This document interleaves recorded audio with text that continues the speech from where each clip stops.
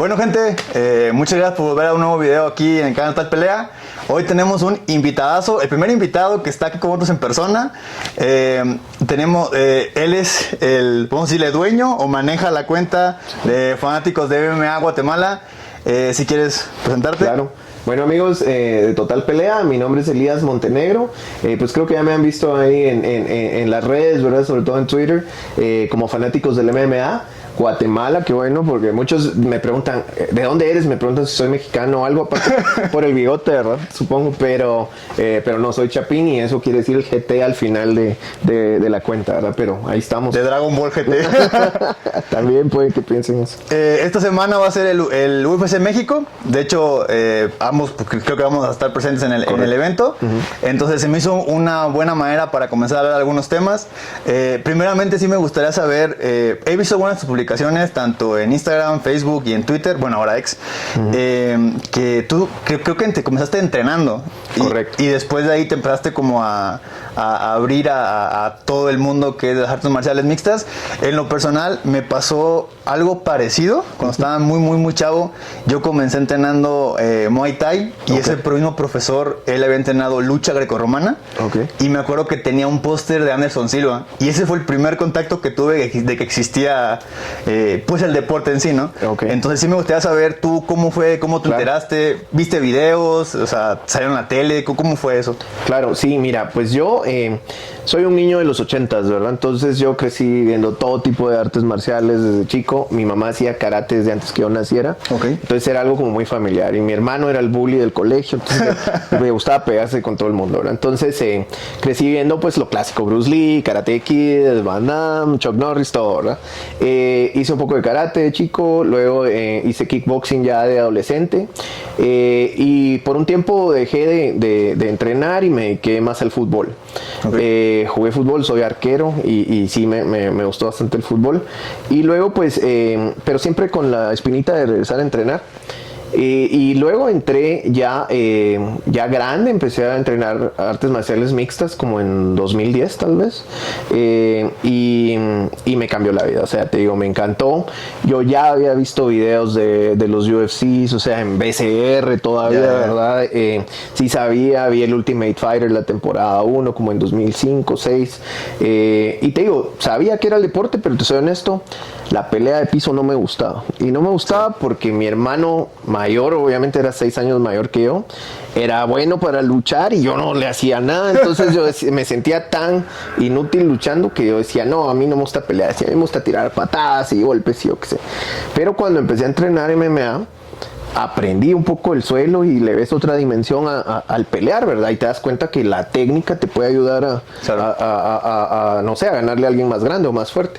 Entonces me apasioné y regresé a ver todos los UFCs y los Pride FCs, ¿verdad? Un amigo me los descargó en un disco duro y los vi. O sea, me faltan como 30 de todos los eventos que ha hecho el UFC, me faltan como 30 nada más de ver. Más o menos como el UFC 70 y algo al 100, ¿verdad? Y luego pues ya llegué a verlos en vivo y no me he perdido casi que ninguno, ¿verdad? Entonces, ¿cómo empiezo a hacer la parte de las redes sociales? Fue porque mi maestro, Luis Irais, él salió campeón de grappling en uno de los torneos de Naga.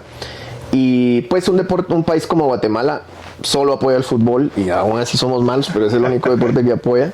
Y pues los que fuimos a recibir a mi maestro al aeropuerto, pues fuimos solo sus alumnos. Entonces dije yo, bueno, voy a hacer algo para que la gente sepa que hay chapines peleando, buscando qué hacer en el extranjero, y que sepan dónde ver estas peleas, dónde se puede entrenar, y así pues vamos haciendo un poco más grande la comunidad, ¿verdad? Entonces así es como nace Fanáticos del MMA en 2012, y pues de ahí empezamos en Twitter y ahí abrimos las otras redes y pues no hemos parado ya en 12 años, ¿verdad?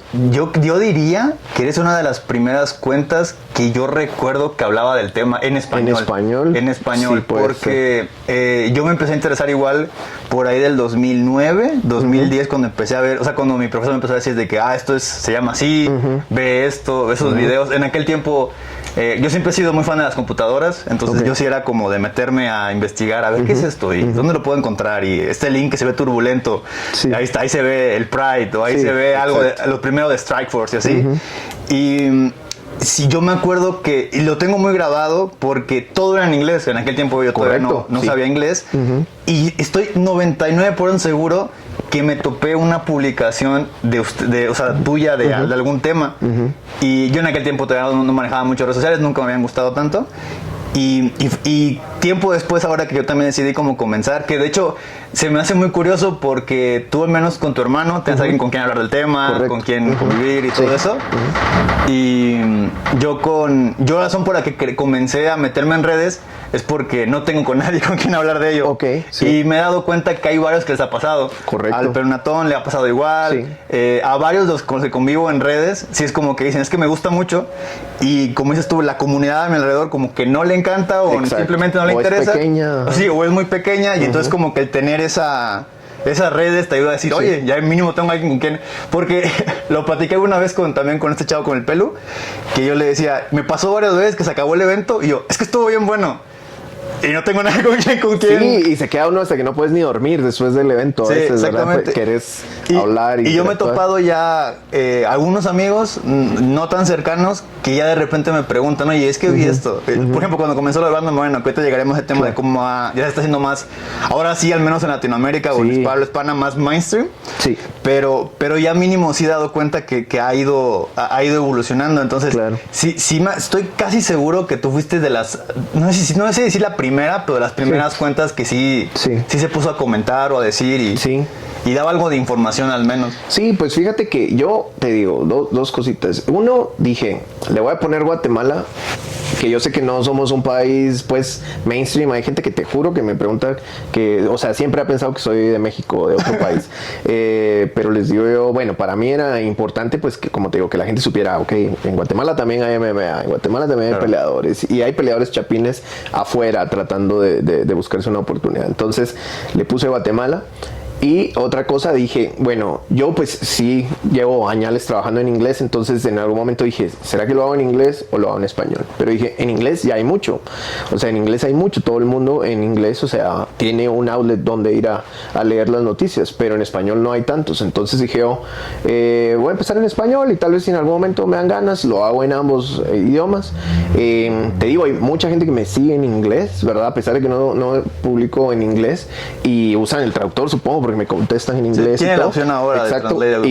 Y te digo, pero me gusta porque fue algo como de nosotros, ¿verdad? Como este lado del mundo que dije, así lo vamos a hacer y así vamos a ir creciendo. Y te digo, de los primeros que me recuerdo está mi amigo Dani Novillo, que es de Ecuador, ¿verdad? O sea, yo te digo, de los primeros que yo me recuerdo, ya nos topábamos ahí, hablábamos. Bueno, ha habido muchos, ¿verdad? Que van y vienen, pero yo te diría que Dani y yo debemos ser de los más viejos, por lo menos de este lado del mundo. Y que te digo yo, ya gente que sí son periodistas como Rodrigo del Campo, como Legaspi, que ya estaban por ahí en ese tiempo, ¿verdad? Que fue como una oleada, porque yo me acuerdo que las primeras veces creo que, si no me recuerdo, fue cuando comenzaron los rumores del primer TUF Latinoamérica. Sí, correcto. Me acuerdo que fue cuando comencé apenas a ver que estaba por ahí Legaspi, que estaba por ahí. Y sí recuerdo mucho que hubo un evento local de MMA en Monterrey, no era todavía Naciones de MMA, ni creo que en aquel tiempo creo que era Extreme, algo se llamaba, o Extremo, algo así. Y me acuerdo haber visto a Legaspi. Igual me equivoco, igual y estoy cambiando nombres, pues sí me acuerdo haberlos por ahí alguna vez visto. Y luego cuando los empecé a ver, porque me acuerdo que incluso estuvieron un tiempo con el UFC, como haciendo como algunas promociones o algo. Y comentando para eso. Ajá, y ahora los ves ya consagrados, por decirlo así. Legaspi ya es, yo creo que es hoy en día el reportero de habla hispana de MMA más conocido hoy por hoy. Y Rodrigo del Campo narra para One Championship. Olimpiadas. Sí, hace un montón de cosas. Entonces, sí ha sido como un proceso de ver que desde muy abajo sí empezaron a salir, pero ahora ya hay muchos. Bueno, eso también será un tema para después. Que ahora que ya todos pueden cobrar por publicar, cada quien publica de repente unas locuras y así, pero como algunas veces, siempre lo he dicho, si sabes más o menos con quién, ya tienes asegurado que a quién le puedes sacar confianza. Pero sí ha sido un proceso, se ha ido de poco avanzando. Y pues bueno, aprovechando para entrar en ese tema, yo he estado muy sorprendido tú a lo mejor me dirás tu perspectiva. Yo hace unos, ¿qué te podría decir? Unos 4 años más o menos, cuando comenzó primero Estufa Latinoamérica y yo veía a los peleadores, siempre decía como que sí tenemos ya más peleadores, ya estaba Yair, ya estaban muchos de los que han participado en el Tour Latinoamérica habían sido contratados. Beltrán. Ajá. Y cómo se llama, pero yo siempre decía como que algo falta, o sea, como que y mi idea era como en México es muy conocido el boxeo, el taekwondo, más que nada lo de contacto. El striking, ¿verdad? Sí, el striking. Y por ejemplo, hubo un tiempo que agarró un poco de fanatismo el judo, más o menos, tampoco fue como que fue. Y para mí siempre era, estamos bien en el striking, pero no tenemos la base ni de jiu-jitsu, ni de judo o de lucha, lo que sea. Entonces decía yo, creo que por ahí va a tomar unos buenos años que los peleadores se desarrollen hasta llegar a ese punto. Correcto. Y cuando pasa lo de Moreno, que pues hay su racha, ya con Figueiredo empata, y luego de ahí de repente Alexa Grasso también da el salto, y Irene Aldana da el salto, y todos empiezan a dar el salto, yo me acuerdo que decía, esto es, o sea, no voy a decir que es artificial, pero esto fue provocado por la inversión que le hizo el UFC, porque yo decía, no de la noche a la mañana estás experto ni en lucha, ni en grappling, ni nada. No. Y ahora, por ejemplo, y yo siempre lo he dicho, estoy sorprendido porque, por ejemplo, está el Lobo Gym en Guadalajara. Está los mismos Brazilian Warriors, que para mí ya son casi que mexicanos, tanto Diego López como Sandro Costa aquí, que están en Puebla. Está Entram en Tijuana. Hay otro creo que se llama Pitbull, no sé qué, en Perú. Y estos campamentos que... ya grandes. Que ya tienen peleadores importantes en ciertas ligas, o el Mudo Pineo hace poco también como que transgredió.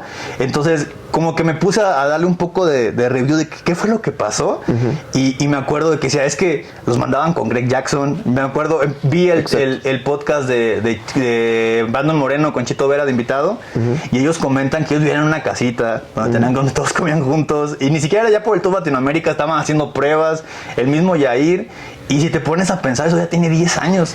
O sea, muchos dicen ellas, yo llegué ahí con 18, yo llegué ahí con 19, y ahí llegó ahí también con 18, y era como, ese lapso que yo pensaba que iba a tomar otros 10 años, se acortó por inversión del UFC. O sea, de cierta manera sí nos veía, yo creo que más Dana White, que es fanático del boxeo, nos vio cierto potencial.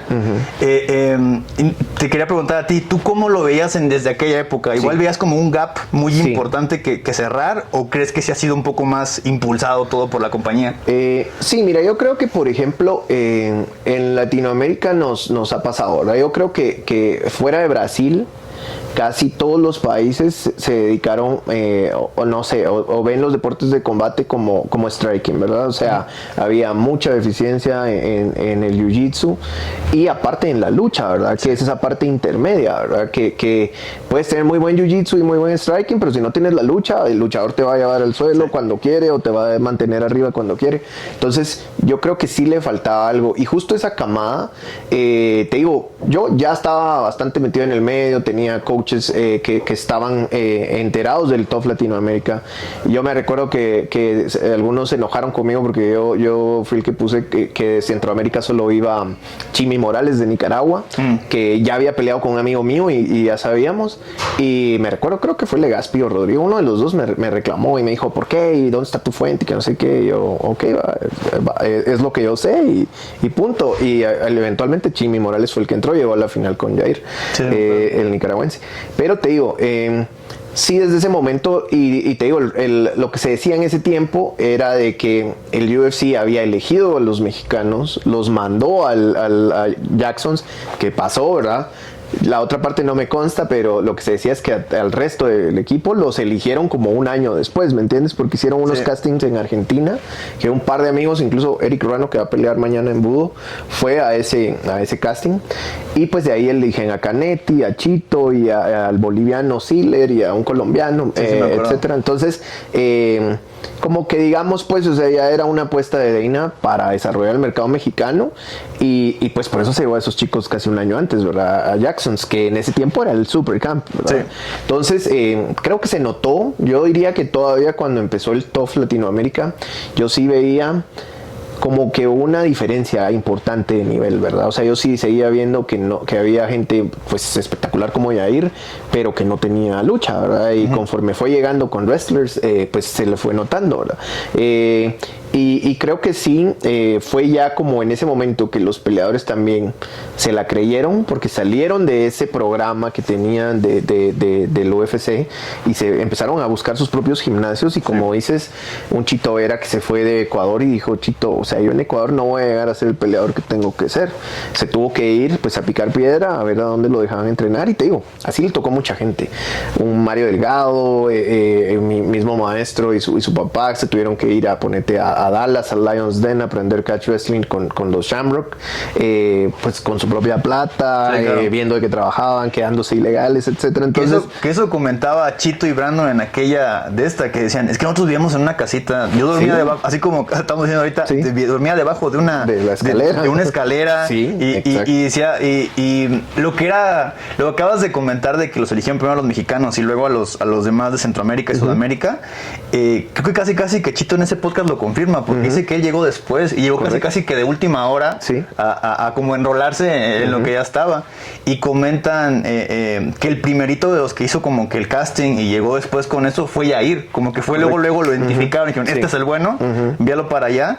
Pero sí cuentan ese podcast Chitos, igual me falla la memoria, me pueden corregir, que él llegó tarde, o sea, llegó ya como medio empezado el asunto. Y te digo, si ves, por ejemplo, de Centroamérica, yo te digo, yo soy guatemalteco, pero para mí uno de los mejores peleadores que ha tenido Centroamérica es Alejandro Mandarina, el Tico, que de hecho peleó en Lux contra Diego López y Diego le ganó una decisión.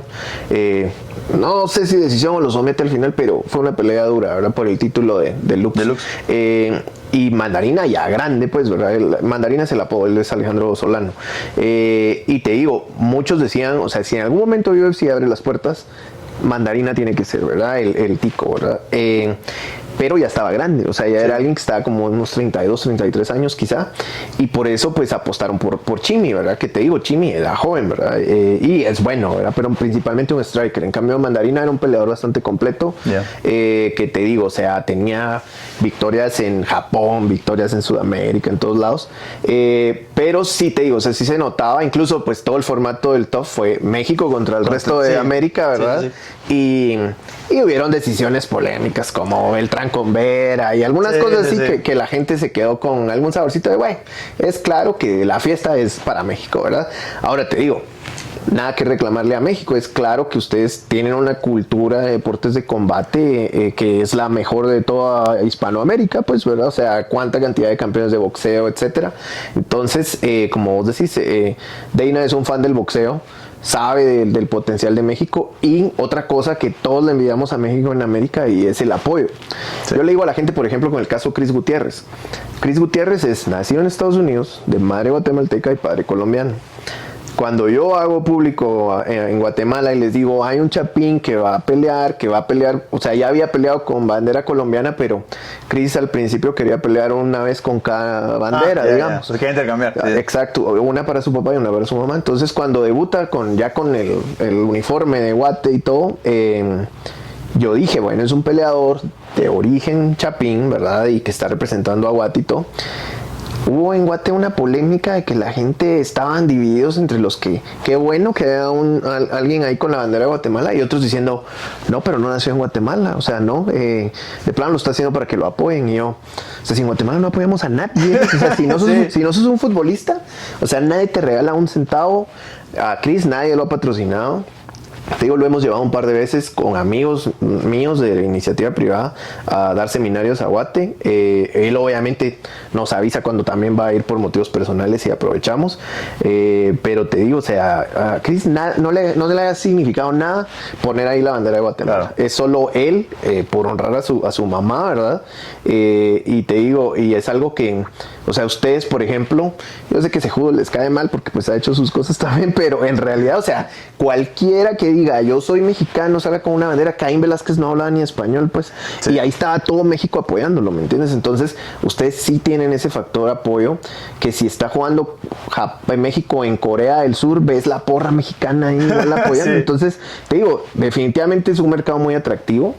Y ya para ahorita, ¿verdad? Con esta camada que estamos hablando de campeones, creo que han pagado también en lo deportivo, ¿verdad? O sea, no solo en la parte económica, y creo que la prueba de eso es lo que están inaugurando hoy, que es el PI, ¿verdad? Porque México es un puerto importante, ¿verdad? O sea, y no sé, en los 90 era hasta en lo musical, ¿verdad? O sea, si querías, o sea, italianos venían a cantar a México para ver si pegaban en el mundo, ¿verdad? Entonces, que varios lo hicieron. Exacto, entonces te digo, creo que esa cercanía con Estados Unidos, ese apoyo que tiene la cultura hace que la gente vea a México como un lugar de oportunidades, y creo que va a ayudar mucho el PI, y no solo a los mexicanos, sino que hoy ya vi que Rodrigo del Campo creo que publicó que se dice que van a elegir como a 20 peleadores, que va a ser como la primera camada que quieren desarrollar ahí en el PI, otra especie de programa de desarrollo como hicieron con esta gente del Top One,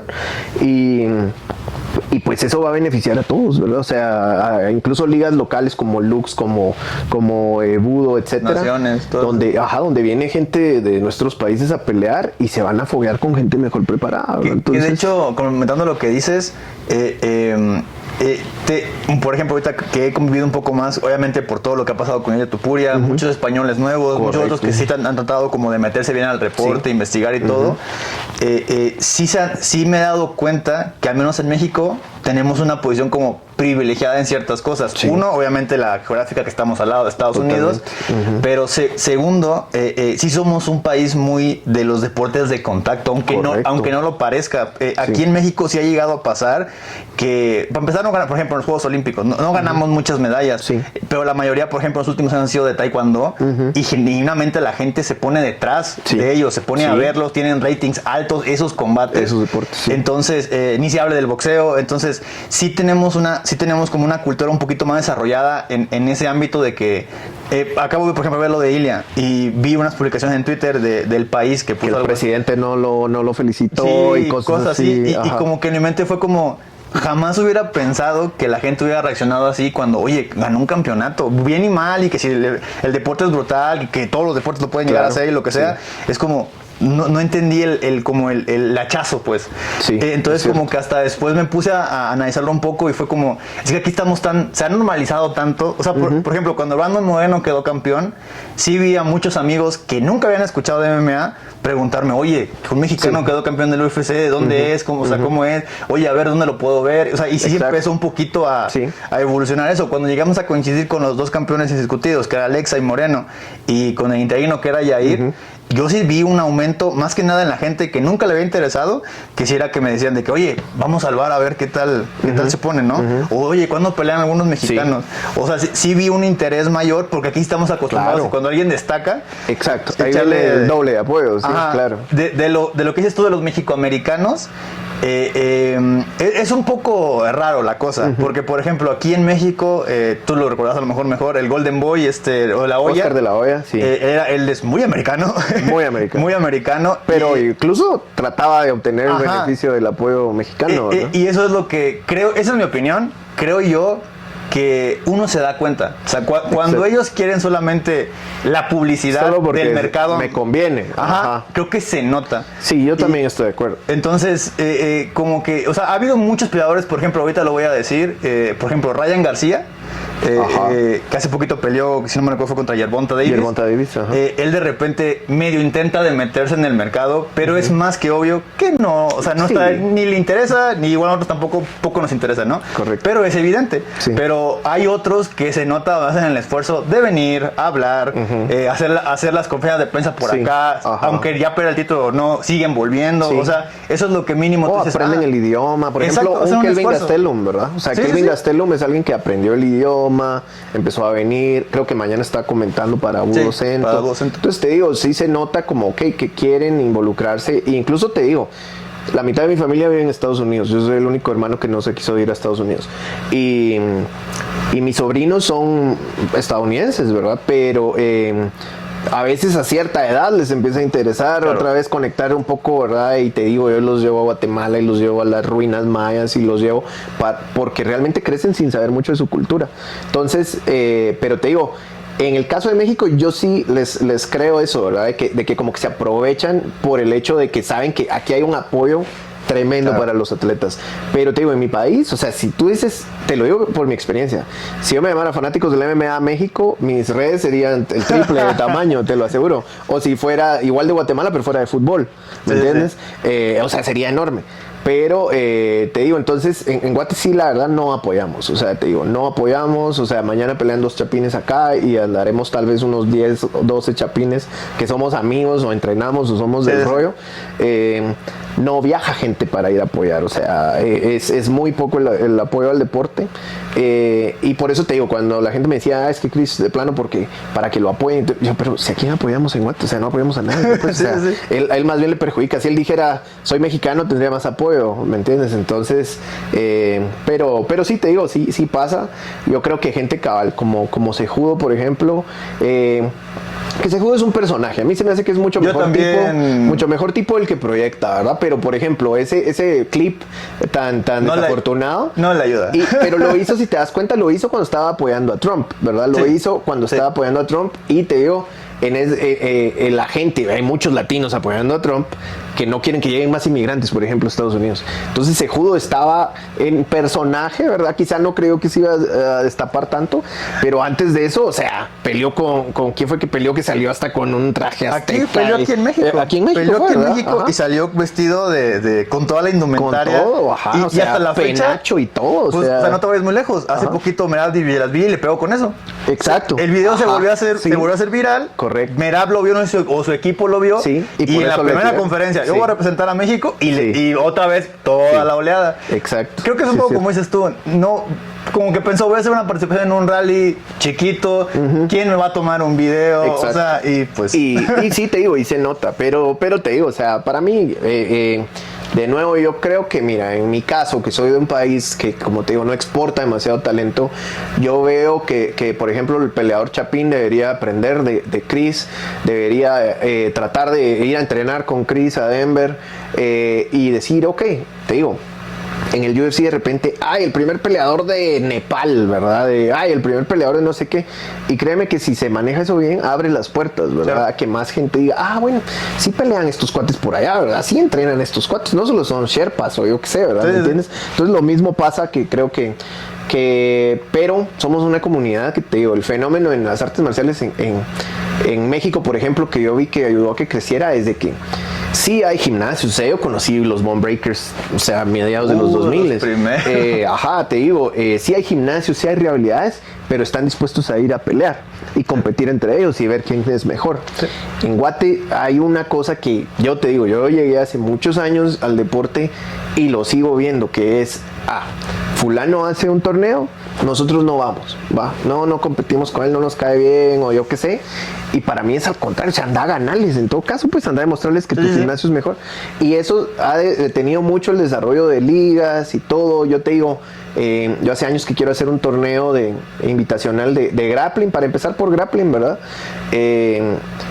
Pero cuando he hablado con los distintos gimnasios, mira, me das a tu mejor grappler y vos me das a tu mejor grappler y los ponemos ahí, ponemos una plata, un cinturón, yo qué sé. Pero si va fulano yo no quiero. Pero si no sé qué. Y te digo, o sea, para mí eso estanca el deporte, ¿verdad? Entonces al final del día el deporte solo se mejora si todos competimos, ¿verdad? De hecho me sorprende un poco porque es como básico. Si quieres, o sea, aquí... En cualquier cosa, si fuera fútbol. Sí, o sea, y te lo puedo decir aquí, o sea, por ejemplo en México, obviamente me voy al boxeo, que es lo que más años tenemos como evolucionando. Sí. Tú puedes ver torneos de todos los gimnasios. Yo soy de una ciudad muy pequeña, de todos los gimnasios de la ciudad, y en una plaza, ponen un ring, invitamos a todos, vamos a hacer pesos, súbanse ahorita, y literal, así era, o sea, era así, y me acuerdo que era, y de que quiera venir, traigas una silla, o sea, va a haber gente, pero era todos contra todos, porque ese es el punto. Como y me acuerdo que hubo un tiempo que se volvía anual, de que tal fecha, o 2 veces al año, va a haber, y tu profesor por ejemplo, de boxeo te decía, para ese día vamos a estar listos, y 2 meses antes vamos a hacer todo el planeación, y, o sea, pero insisto, es más extraño, porque es como una parte inherente de que si quieres que siga avanzando que algo crezca. El deporte. pero sí pasa, te digo, y no solo en Guate, pasa en varios países, pero yo sí he notado que eso nos ha impedido, y te digo, los que van saliendo son gente que pues hace ese esfuerzo extra, ¿verdad? Un Eric Ruano que va a pelear mañana, te digo, yo empecé a entrenar con él como en 2010, él venía del boxeo, ¿verdad? No sabía nada de suelo, empezamos a entrenar juntos, y te digo, o sea, literalmente, o sea, él decía, hay un seminario en tal ciudad, voy a ir a aprender un poco de Jiu-Jitsu. Te decía de que yo creo que necesitamos en Guate en particular aprender de esos otros países que han desarrollado más talentos, que han desarrollado ese tipo de competencias, porque hoy por hoy, te digo, las ligas en Guatemala duran 2-3 años y hacen algunos eventos, y te digo, el deporte en Guatemala no es un buen negocio aún.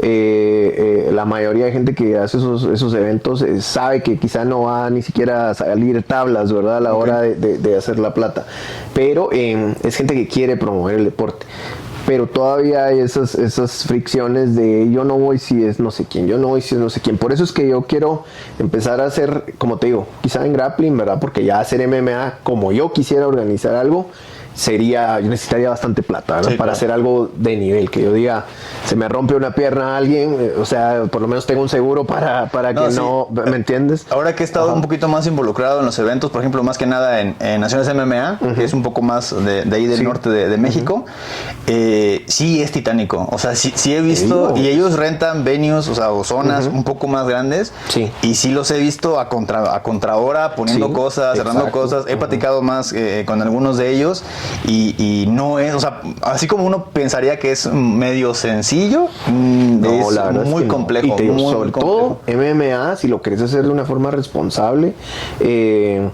o sea, las lesiones que pueden ocurrir en MMA, o sea, le pueden cambiar la vida a una persona, ¿me entiendes? Entonces quieres tener tú una estructura para cuidarlos, pues, y que no te llegue un niño de 18 años ahí y se lastime y pues ya no puede hacer deporte, ¿me entiendes? Entonces, sí, yo quiero empezar a promover un poco de grappling porque siento que es un poco más fácil de manejar, ¿verdad? Y la extensión de las lesiones y todo es un poco más limitado.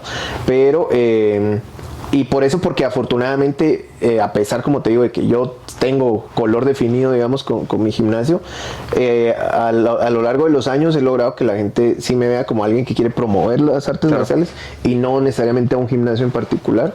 Y te digo, tengo buena relación con todos, ¿verdad? Te digo, hoy vengo a ver a Perica, vengo a ver a Brantford, que es de otro gimnasio, y todo bien, ¿verdad? Apertura, buena comunicación, y todos, o sea, entienden que pues yo lo que quiero es que crezca el deporte en Guate, pues, y te digo, sí se siente que cuesta mucho, ¿verdad? O sea, no hemos caminado lo que veo a otros países haber caminado en estos 12 años. Pues, o sea, imagínate hoy, la única peleadora de Centroamérica es Jocelyn Edwards, panameña. Sí. Si no me falla la memoria, voy a pensar rápido, pero sí, o sea, actualmente Centroamérica es solo la ella. Única. Y cuando ahorita, por ejemplo, en Sudamérica dieron un salto. Sí, exacto. O sea, Argentina tiene muchos peleadores, por 5 o 6 más o menos. Perú, te acabo de mencionar, tuvo esa explosión última con el Dana White Contender Series este último año, que entraron un montón. Venezuela tiene 2 con Piera Rodríguez entra en Panamá, pero sí. ¿Sabes quién otro es centroamericano? Bueno, es que creo que él es Eric Silva, que de hecho pelea en esta cartelera, que él entrena en Costa Rica con Mandarina, pero creo que él es venezolano o colombiano. Él es venezolano, él nació en Venezuela, pero sí investigué y él entrena decía Costa Rica, vivía en Costa Rica. Él entrena en Costa Rica con Mandarina, entonces te digo, sí podríamos decir peleador hecho en Centroamérica, pero sí, te digo, es a cuentagotas, ¿verdad? O sea, y te digo, Costa Rica tiene una mejor estructura. El Salvador, por ejemplo, tiene una buena estructura de deportes, y El Salvador pues está teniendo bastantes cambios sociales ahorita que les está ayudando en varias áreas, pero te digo, en general, por lo menos lo que yo más he notado, y te digo, me he movido en toda Centroamérica porque igual he ido a eventos, he sido referee, he sido juez, etcétera. Me acaban de invitar a Nicaragua el año pasado, pero no pude ir. Y te digo, sé cómo está la estructura de todos los países, y te digo, o sea en Guate estamos fregados, o sea, vamos algo atrasados de lo que están aprovechando eso, que por fin tengo a alguien que sabe de estructura, que conoce de eso.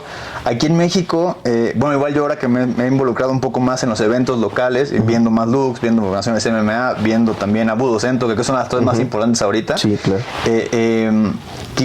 ¿Cómo ves el área local en México? Porque, por ejemplo, Diego López, creo que los que lo vimos en Lux, como que sabíamos que tenía el potencial de estar en el UFC.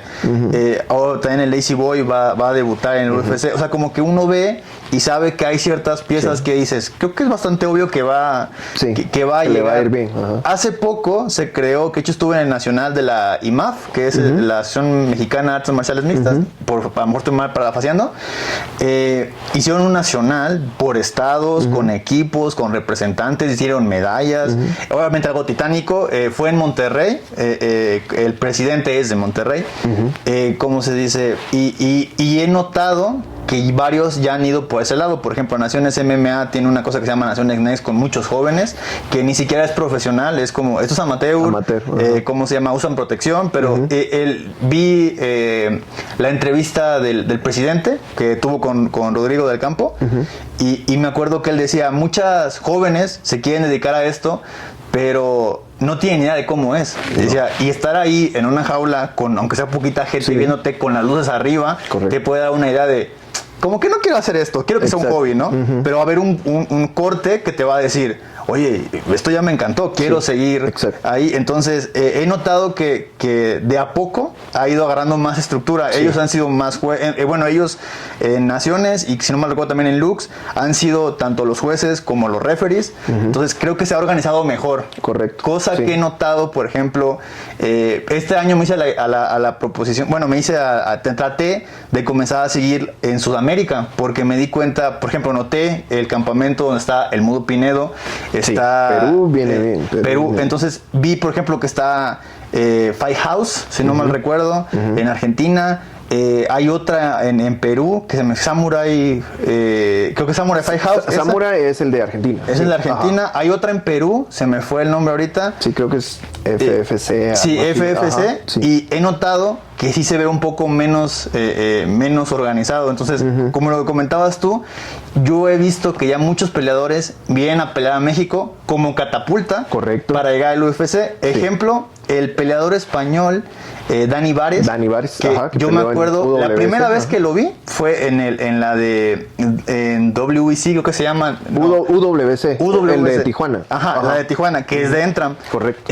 Yo nomás lo había visto ahí, y después de ahí dio el salto al UFC. Exacto. Entonces, algo que he notado, y me gustaría saber tu opinión, ¿cómo ves la estructura que he comenzado a tomar a México? Porque sí me he dado cuenta que también varios han terminado en el PFL, algunos han terminado, bueno, no debutó, creo que la Karina Rodríguez también la tomaron de aquí, no terminó de debutar en Bellator. Entonces, quería saber tú que sí más o menos has visto, decir, ¿cómo has visto la estructura? ¿Qué es que ha mejorado? ¿Qué es que...? No, definitivamente, mira, yo creo que ha crecido mucho. Volvemos al ejemplo de que México se vuelve una plataforma, ¿verdad? Para mucha gente. Tienen mucha infraestructura de medios, mucha infraestructura deportiva. O sea, esta semana acá tienen Karate Combat, tienen Budo, tienen Lux, tienen el UFC, y hay arenas para todos sus eventos, ¿verdad? Entonces te digo, y hay mercado, pues, porque no creo que van a estar vacíos todos sus eventos, si no, no los hubieran hecho. Entonces, Karate Combat se dio el lujo de ser por invitación. Ni siquiera vendió boletos. Imagina. Ellos dijeron, mándame DM en Instagram, y si te elijo, vienes. Y era, o sea, literalmente, como te hicieron el lujo de no vender boletos. Correcto. O sea, así de ese tipo. Imagínate. Entonces, a lo que voy es de que sí hay una infraestructura, y otra cosa, la competencia, ¿verdad? De que si tú eres la única liga de un país, y vemos ese fenómeno en UFC, ¿verdad? Que es un monopolio prácticamente, ¿verdad? Donde yo me puedo dar el lujo de pagarte lo que quiero, de tratarte como quiero, ponerte el contrato que quiero, de darle el title shot a este cuate porque me cae mejor o vende más, ¿verdad? Que odio ese término, vende, como si todos ganaran plata del UFC. Que hace poco leí un comentario que me gustó mucho, que es, ¿y cómo lo comprobaste? O sea, ¿en qué se basan? Sí, o sea, la gente dice, Colby Covington, es que porque vende. O sea, vende. O sea, ¿dónde están los números? Exactamente, más que nada para respaldar. Exacto, o sea, solo es, la gente repite lo que dice Dana White, pero eso es otro tema. Pero bueno, entonces te digo, acá, si tú eres un peleador que podría estar hoy peleando en Lux o en Budo, ¿verdad? O sea, eliges la mejor opción, ¿verdad? O sea, vas a donde te traten mejor, donde te brinden mejor oportunidad. Y creo que ambas ligas, al estar en Fight Pass, al tener una relación con UFC, incluso este gimnasio Entram metió cualquier cantidad de gente a Contender Series. Y te digo, para mí, honestamente, el periodo de la pandemia fue el periodo más fácil de toda la historia para entrar al UFC. O sea, desde los primeros, pues tal vez donde eras un bouncer en algún club y te decían, vení, mañana peleas con un taxista, ¿verdad? Pero yo siento que la pandemia, ¿por qué? Porque recordate que estaban todos los temas de que no se podía viajar, las visas de Europa, de otras partes del mundo, entonces se llenó, ¿verdad? O sea, llegó mucha gente. Y te digo, entre esos se colaron personas que no tenían el nivel, pero te ponían, o sea, no sé, contra un conductor de Uber en ¿cómo se llama? En Contender Series, y si lo noqueabas, casi que ya fijo ibas a UFC. Sí. Pero creo que ya después de la pandemia se ha regulado gente que cuando ya no solo pelean entre ellos, que entraron de esa manera, se van quedando los buenos. Pasó con el TUF Latinoamérica, que no sé, peleó el boliviano con el colombiano y el colombiano le ganó, pero ya cuando fue a pelear con otro, que ya estaba, o sea, ahí se fueron quedando Chito Vera, Yair, se fueron quedando los que tenían el nivel. Sí. Correcto, entonces creo que así está pasando ahorita, se está otra vez normalizando el nivel, pero digamos, en ese periodo de 2020, 2023, 2022 tal vez, creo que fue donde se crearon esos vínculos, donde, te digo, metió cualquier cantidad de gente. Sí. Y de ahí metió al ecuatoriano Michael Morales, al español Daniel Vares. Y al Miño Exacto, entonces metieron un montón de gente y crearon esos vínculos de, ok, ¿verdad? Si Dana White se queda sin peleadores en Las Vegas, porque en algún momento se va a quedar sin peleadores en Las Vegas, él voltea a ver y dice, bueno, ¿quién puede dar el peso? ¿Quién puede tomar una pelea de corto aviso? ¿Quién me agarra el contrato más barato para sus primeras 3 peleas, ¿verdad? Y ¿quién tiene visa o puede venir? Entonces creo que México se ha convertido en ese hub, lo decían hoy en la conferencia de prensa de Budo, que pues, o sea, para ellos ser un semillero para el UFC es bueno y tienen la mentalidad correcta, porque si ellos dijeran, pues yo quiero que se quede fulano acá 10 años y que no, o sea, los peleadores no firmarían con ellos, ¿me entiendes? Si saben que están amarrados, es que pasa en el fútbol, ¿verdad? A veces que, bueno, te compro yo, pero no te dejo ir a Europa porque te quiero tener aquí ganando mi liga local. No, hombre, o sea, creo que las ligas acá entienden cuál es su función. Sí. Ser una catapulta para UFC. Ningún peleador. Exacto. El Lux, exacto. ¿Cómo ha presumido a Diego López? Igual sí. la UWC, ¿cómo ha presumido a Yasmin Jauregui? A lo que vas a decir, a Michael Morales. Sí. Sí. Entonces te digo, sí, entienden ellos que esa es su función. Porque, seamos honestos, ningún peleador que se está haciendo hoy peleador a los 18 años o está debutando o algo, dice, pues mi sueño en la vida es ser campeón de Lux y retirarme. No, ¿verdad? O sea, ellos piensan, ok, voy a ser campeón de Lux, pero eso me va a abrir el paso para llegar a un PFL, a un Bellator antes, al UFC, etcétera. Y definitivamente todos los que entramos a este deporte en algún momento decimos, el UFC es el nivel más alto. Sí. Hoy por hoy sigue siendo el nivel más alto. Entonces ahí es donde quiero pelear, ¿verdad? En algún momento era Pride, ¿verdad? La gente prefería pelear en Pride que en UFC. Pero te digo, entonces creo que por eso funciona la estructura, porque hay muchas opciones. México es grande, entonces puedes tener una liga en Monterrey con talento local y no necesariamente que la gente de acá vaya hasta allá a pelear y gaste plata y yo qué sé. Eso que acabas de decir, la WC básicamente domina el Bajío, Tijuana, o sea, domina sí. Tijuana, Baja California, los peleadores más de ahí se van hacia allá. Correcto. Y Naciones MMA, Lux un poco más hacia abajo, están literalmente tomando lo de digamos así, el norte un poco más hacia este lado. Entonces, eso también ha sido hasta una ventaja, vamos a llamarle geográfica, porque Lux ya con, no sé si ya tuve inversión o algo, he visto que le han dado un golpe, un batacazo de ir por todo el país, que se me hace bastante impresionante. Ahora ya que hasta el UFC como que lo ha dicho así como que ya eres parte del UFC Bypass, supongo que también hubo otra inyección de dinero. Yo creo que el Lux es el más grande ahorita, que sí se pasa por todo el país, pero en lo general, Naciones, la UWC, que literalmente domina Tijuana, Budo Centro, que está nada más aquí en Ciudad de México, sí ha como repartido bien el talento, pueden ir a varias zonas a probar qué es lo que les adapta mejor. Sí. Y te digo, Budo, por ejemplo, ha estado abriendo mucho las puertas a peleadores de Centroamérica. Hoy va a pelear un boliviano mañana, que te digo, son gente que no tiene siempre esas oportunidades Y es el camino que nos toca ahorita, con ese estancamiento que te estoy describiendo de Centroamérica, el camino que nos toca es dar el salto y venir a fajarte tú con lo que hay en México, que te vas a topar con gente brasileña, con gente que ya estuvo en UFC o que ya estuvo en algunas otras ligas o por lo menos fue a Contender Series y te das cuenta realmente dónde está tu nivel, ¿verdad? Y te das cuenta si, bueno, yo entreno allá en Guate en mi equipo, pero quizás sí necesito invertir a venirme acá a hacer campamentos o irme a Estados Unidos o yo qué sé, ¿verdad? Si realmente te quieres dedicar a eso. Sí. Y ahí es donde se filtra pues los que lo hacemos por hobby, por estilo de vida y los que realmente se quieren dedicar a eso, ¿verdad? Que sí, yo sigo un poco, vamos a decirle, impresionado, vuelvo a decirlo, por los campamentos. O sea, para mí, por ejemplo, ahorita mencionamos al Jackson, que creo que ha ido en caída. Obviamente el talento se ha desplazado más que en la época, vamos a llamar de las épocas más antiguas. Sí. Pero, por ejemplo, yo sí estoy muy, como que te dan batallo para creer que tenemos 3 campamentos en Latinoamérica, pues muy competitivos, porque creo que ha quedado muy en claro que el Lobo Grasso, el campamento en Guadalajara, donde está Alex Arazo, que está ahí en Aldana, que Lupita Gómez, que ha sido una gran adición a ellos, Alessandro Costa, el mismo Diego López, creo que es bastante claro que es hoy por hoy tal vez el mejor de Latinoamérica, pero que estén sacando contendientes por títulos del UFC, para mí simplemente, y por ejemplo, nos vamos a Entram, y de ahí salió Moreno, ya no está ahí, pero de ahí salió Moreno, está Yasmin Jauregui, que para mí sigue siendo una promesa muy importante, Michael Morales, que para mí es la joven promesa más importante del para continente. Mí de los mejores prospectos. Entonces, como que yo no veía cómo podía suceder, lo vuelvo a mencionar, ese salto en tan poco tiempo. Y lo vuelvo a decir, el que está en Perú ahorita, no está el Mudo Pinedo, está uno que está en Bellator o ahora el PFL, se me olvidó, Barzola.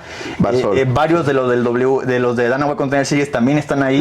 Entonces también puedo decir, hay talento importante que va a comenzar a salir de esa área. Hay también un argentino que está ahí, que está en el UFC. Entonces como que digo, ¿cómo pasamos de que dominar a Estados Unidos a nosotros? Algo que ayudó es que esa gente, por ejemplo, que fue y ya compitió en el alto nivel, porque mira, yo soy alguien de los que critica mucho la paga de UFC, no para esta gente a nivel de entrada, ¿verdad? Su primer contrato, ahorita creo que está en 12 el mínimo, ¿verdad? Más o menos. Y eso está re bien, o sea, si tú peleas, no sé, no le he preguntado a mis amigos que pelean en estas ligas de acá cuánto te pegan, pero digamos que te pagan $1,000, ¿verdad? O sea, y me estoy arriesgando, ¿verdad? Pero digamos que te pagan $1,000 por pelear. Y la primera vez que UFC te pone 12 y 12 enfrente, o sea, sientes que te volviste rico. El problema es cuando, no sé, por ejemplo, voy a hablar de, no voy a decir nombres, pero ese peleador que firma por sus primeras 3 peleas en el UFC. Y en la primera está bien, vas a Contender o yo que sé, o te toca con alguien del Contender que está igual que tú. Pero ya tu segundo campo, cuando ya te das cuenta tú cómo vive esa gente, lo que come, lo que paga, que no tienes patrocinadores todavía para decir, voy a ir a mi cámara de criogenia y yo qué sé. No, o sea, y te das cuenta toda la plata que vas a meter. Decís, bueno, o sea, ya realmente para competir al alto nivel, yo ya no puedo solo, no sé, comerme mi panito con huevo en la mañana y ir a entrenar, ¿verdad? O sea, no voy a aguantar. Entonces, ya esos siguientes niveles es donde yo siento que hay UFC si empieza, incluso algunos campeones, pues que ves algunas bolsas que decís, no puede ser que alguien que te está generando millones en un pay-per-view le pagues eso, pues. Pero, ya no es otra historia, pero a lo que voy es de que ese peleador que, por ejemplo, quizá, ya me fui, tal vez no me fue bien, tal vez tuve mi contrato de 3 peleas y me regresé, pero cuando regresa a los gimnasios locales, un Barzola, por ejemplo, ¿verdad? Y dice, miren, tenemos que aprender a cortar peso. Porque yo te digo, yo he ido a ligas... Barzola estuvo en el AK, ¿eh? Yo te digo, yo he ido a eventos donde miro a la gente escupiendo para llegarle al peso. O sea, te juro, pasan un día entero escupiendo y esa es su técnica de cortar peso. Eso es de la época de las cavernas, muy antigua del boxeo. Totalmente. Muy antigua del boxeo. Entonces te digo, o sea, o gente realmente corriendo con bolsas y bueno, o sea, me voy a matar, pero voy a llegar, me voy a joder los riñones, pero voy a llegar al peso. Entonces te digo, no ves a un campeón del UFC, o sea, sí los ves pariendo para llegar al peso, pero con un montón de ciencia detrás, ¿verdad? Entonces te digo, pero vienen esos peleadores que ya tienen esa experiencia y lo comparten con los gimnasios de acá y se van profesionalizando, porque yo te digo, o sea, un Chito Vera no quiere regresar a entrenar a Ecuador, pero te aseguro en algún momento va a regresar o va a ayudar a poner un gym o yo qué sé, y le va a enseñar a la gente todas esas cosas que él no aprendió en Ecuador, ¿me entiendes? Entonces creo que eso es un fenómeno que ya estamos viendo, que por ejemplo, no sé, Trump, que está ahí nomás en la orilla, te aseguro que tiene muchos recursos que puede ir a aprender de Estados Unidos y va profesionalizando. Y te digo, también lo ves desde ese fenómeno que hablábamos antes de, bueno, estos cuates son buenos de box, ¿verdad? O sea, hablabas de los Grasso en algún momento y decías, son buenos para box. Claro. Pero ellos se dieron cuenta, ¿ok? ¿Verdad? O sea, no sé, quizá Grasso, padre, ¿verdad? No va a ser el que les enseñe Jiu-Jitsu. Tenemos que traer a un par de brasileños ahí que nos enseñen Jiu-Jitsu. Y porque ya tenemos esto, pero necesitamos esto otro. Y otra cosa es el cross-training también, ¿verdad? Que lo ves en Estados Unidos. Sí, o sea, no sé, Tyron Woodley entrenaba en ATT, pero iba a hacer boxeo Atlanta con no sé quién, ¿verdad? Sí. Iba a hacer no sé qué a otro gimnasio, Jiu-Jitsu con no sé quién. Acá en Latinoamérica todavía somos muy de, no, bueno, si vas a Bone Breakers, o sea, con lo que hacen los Bone Breakers, con eso tenés que pelear. Por dar un ejemplo, ¿verdad? Siento que ellos, de nuevo, también han aprendido a abrirse a otra gente. Pero en algún momento era así, es mi gimnasio y lo que sabe tu coach, y tu coach es probablemente tu nutriólogo, tu coach es tu entrenador de lucha, de grappling, de striking, de todo. Y te digo, hoy por hoy ya no te alcanza eso en el UFC, ¿me entiendes? O sea, entonces creo que los gimnasios han aprendido, se han ido haciendo más profesionales y más completos.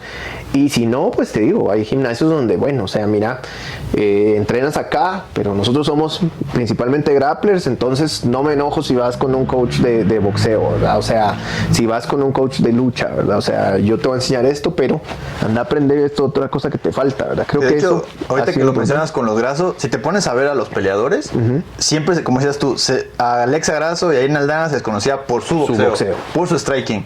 Llega Diego López y Alessandro Costa, que tienen su propio gimnasio que se llama Brazilian Warriors en Puebla, exactamente, de puro jiu-jitsu, y luego dices, se complementaron mejor. Exacto. Y ahora entra Lupita Godínez, que tiene un nivel, toda su familia tiene un nivel excelente de lucha, y de repente empiezas a ver y dices, caray, o sea, es que ya están todos completos, que de hecho es una historia medio interesante. Lupita llega a Guadalajara porque Alexa Grasso la invita a entrenar, cuando creo que era la primera pelea contra Valentina Shevchenko, que tiene muy buenos derribos. Y Lupita, cuando llega, que yo vuelvo a decir, ahí vimos un break de su nivel, como que se da cuenta que pues le empezaron a enseñar ciertas cosas, o sea, yo no sé, ¿verdad? Y decide quedarse en el campamento, y a la siguiente pelea de Lupita, boxea bien. Ya boxea. Y luego ya cuando se queda más tiempo, ahora estrangula con lo que enseñó o sea, como que lo que acabas de decir, toda esa apertura es lo que lo ha rodeado a llevarlo a este nivel. Y eso es lo que ha dado ese salto de calidad, que en los Estados Unidos pasó, no sé, a principios de los 2000, ¿me entiendes? O sea, y mirabas que, este gimnasio es de catch wrestling, pero ya están trayendo brasileños para que hagan jiu-jitsu, o están trayendo tailandeses para que hagan muay thai, y luego están esas mentes que ya habían peleado MMA y empiezan a agruparlo todo. Si ves hoy los coaches, no sé, un John Wood de este gimnasio Syndicate de Las Vegas, o sea, él peleó MMA. Y un amigo mío, Rudy Morales, que peleó en combate, peleó en Bellator y todo, guatemalteco, me decía, John Wood no fue quizá no tuvo una carrera muy destacada como entrenador, como peleador, pero hoy por hoy es un entrenador muy bueno. ¿Por qué? Porque sabe cómo amalgamar todo. Pero ahí, o sea, yo fui a ese gimnasio y habían unos búlgaros enseñando lucha, unos rusos enseñando sambo, o sea, había gente enseñando todo tipo de cosas, y creo que de a poco lo estamos aprendiendo en los campamentos de acá de LATAM, y te digo, eso es lo que está ayudando a que suba el nivel, porque a los peleadores va a haber un momento donde, y te digo, en algún momento se decía con John Jones, es que John Jones, si decías, pero es que es un jiu-jitsero, no es un jiu-jitsero, es un striker, no es un striker, o sea, ya el chico es bueno en todo. Hoy por hoy ya Jones está grandecito, ya tiene como 36 años, pero esa camada de ahí se hablaba, ya no eras alguien que venía de un solo deporte. Pues tanto así que Greg Jackson en el Jackson and Winklejohn, por ejemplo, para John St. Pierre, él entrenaba en TriStar. Correcto. Y tomaba ciertas cosas de Greg Jackson, me acuerdo. E igual John Jones, recuerdo que una parte de su lucha no era totalmente con ellos, era otro entrenador. Exacto. Sí. Entonces, sí, esa apertura también. Y bueno, creo que también Greg Jackson y fueron el primer, como ellos y los de acá, como primer campamento, como que te das cuenta de que es que hay de todo. O sea, genuinamente hay todo. Porque mira, AKA es un buen ejemplo. Javier Méndez viene de striking, ¿verdad? Él es un coach de kickboxing.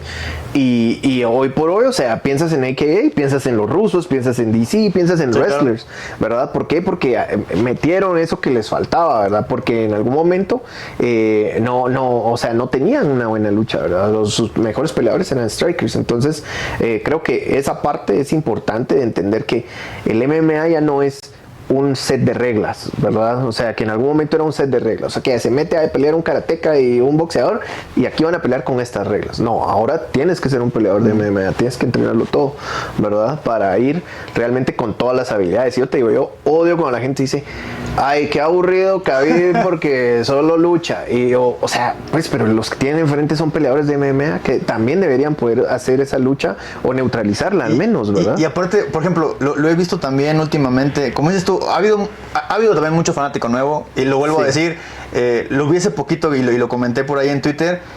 La fanaticada en español ha crecido más en estos últimos 2 años que en los pasados 5.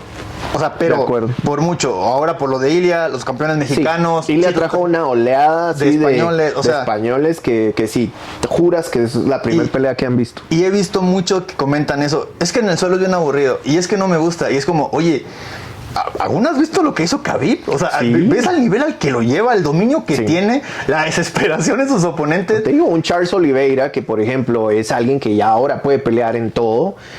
O sea, es el que más sumisiones tiene en toda la liga, pues, ¿verdad? O sea, y le vas a decir que es un peleador aburrido. No, definitivamente no es un peleador aburrido. O por ejemplo, la guillotina en la que tuvo en un momento Brian Ortega Volkanovski, que alguna vez me acuerdo ver ese clip de Joe Rogan que él comentaba, que decía, es que si la gente entendiera que lo tenía en la guillotina perfecta, o sea, era casi, en teoría era imposible que saliera, y como decir, y ese hombre, ¿quién sabe qué hizo? O sea, como que te emocionarías más el hecho de entender lo complejo que mira, es. Eso creo que falta mucho. Y yo te digo, en algún momento, y yo pues tiendo a hacer eso, que trato como de educar. Y por eso a veces si yo veo un comentario demasiado ignorante de alguien, yo digo, ok, voy a darle una oportunidad. Voy a tratar de explicarle un poquito.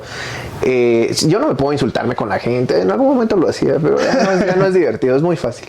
Pero entonces, te digo, trato de explicarle. Y ahí te das cuenta como que es un casual que viene a aprender o es un casual que se lo viene a pelear a Twitter, ¿verdad? Sí. Entonces, si yo miro que es alguien que quiere aprender, le digo, mira, como tú estás diciendo ahora, por ejemplo, mira esta acción y me vas a decir que es aburrido, no sé, ver a un Anderson Silva someter con un triángulo a Chael Sonnen en el último segundo de último de 25 minutos en 5 rounds. Entonces dices, no, o sea, solo no sabes qué estás viendo, pues, como te decía yo al principio, a mí tampoco me parecía interesante la lucha cuando yo no sabía qué carajos era.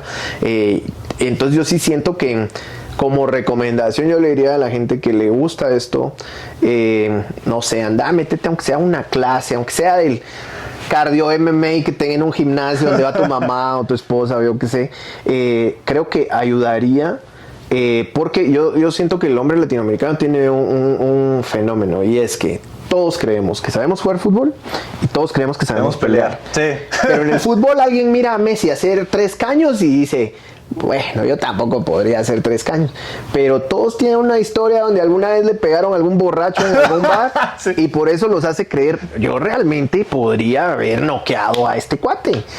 Y, o sea, y como nunca has estado ahí, no te das cuenta. Hay un estudio que circula ya hace años que dice que los hombres sobreestimamos nuestra habilidad para pelear en un 4000%. Y yo estoy absolutamente de acuerdo con eso.